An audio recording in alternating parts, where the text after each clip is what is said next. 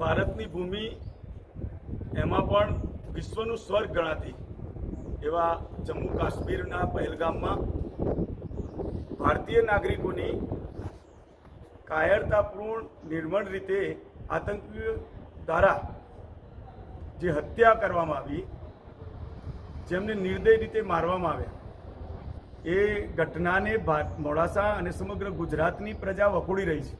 સમગ્ર દેશ અને દુનિયા સ્તબ્ધ છે.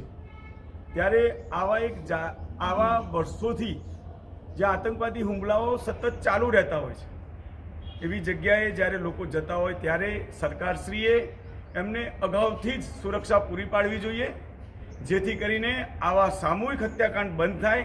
અને જ્યારે બે બોર્ડરો ક્રોસ કરીને આતંકવાદીઓ જ્યારે ભારતની ભૂમિ પર પ્રવેશતા હોય, એ કઈ રીતે અંદર આવીને આવી હત્યાઓ કરી રહ્યા છે, એ પણ એક પ્રજાને પૂછાતો પ્રશ્ન છે.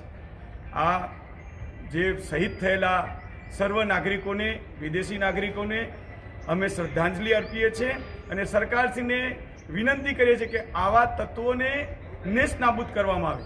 પહેલગામ પાસે આતંકવાદીઓએ સમગ્ર દેશના 32 પર્યટકોને, હિન્દુ પર્યટકોને મોતને ઘાટ ઉતારવામાં આવ્યા. એના વિરુદ્ધમાં સમગ્ર દેશમાં આંતરરાષ્ટ્રીય હિન્દુ પરિષદ, રાષ્ટ્રીય બજરંગ દળ અને એના સંગઠનો દ્વારા આજે કલેક્ટર કચેરીને વડાપ્રધાનને સંબોધીને આવેદનપત્ર આપવામાં આવ્યા છે. એમાં આજે મોડાસા ખાતે પણ અમે આવેદનપત્ર આપ્યું છે.